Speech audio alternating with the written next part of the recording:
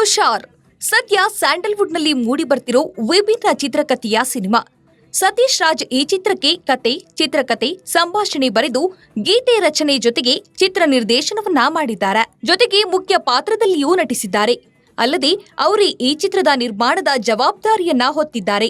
ಸಿದ್ದೇಶ್ ಈ ಚಿತ್ರದ ನಾಯಕರಾಗಿದ್ದು, ನಾಯಕಿಯ ಪಾತ್ರಕ್ಕೆ ನಟಿ ಪ್ರಿಯದರ್ಶಿನಿ ಬಣ್ಣ ಹಚ್ಚಿದ್ದಾರೆ. ಹುಷಾರ್ ಚಿತ್ರದ ಒಂದು ಹಾಡನ್ನ ರಿಯಲ್ ಸ್ಟಾರ್ ಉಪೇಂದ್ರ ಹಾಡಿದ್ದಾರೆ.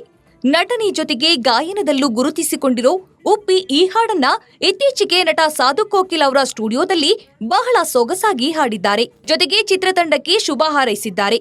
ಸದ್ಯ ಉಪ್ಪಿ ಹಾಡಿರುವ ಈ ಹಾಡಿಗೆ ಸತೀಶ್ ರಾಜ್ ಲಿರಿಕ್ಸ್ ಬರೆದಿದ್ರೆ ಎ.ಟಿ. ರವೀಶ್ ಹಾಗೂ ನಾಗು ಮ್ಯೂಸಿಕ್ ಕಂಪೋಸ್ ಮಾಡಿದ್ದಾರೆ. ಅಂದಹಾಗೆ ಈ ಸಿನಿಮಾದಲ್ಲಿ 2 ಹಾಡುಗಳಿದ್ದು, ಮತ್ತೊಂದು ಹಾಡನ್ನ ರೆಮೋ ಹಾಡಿದ್ದಾರೆ.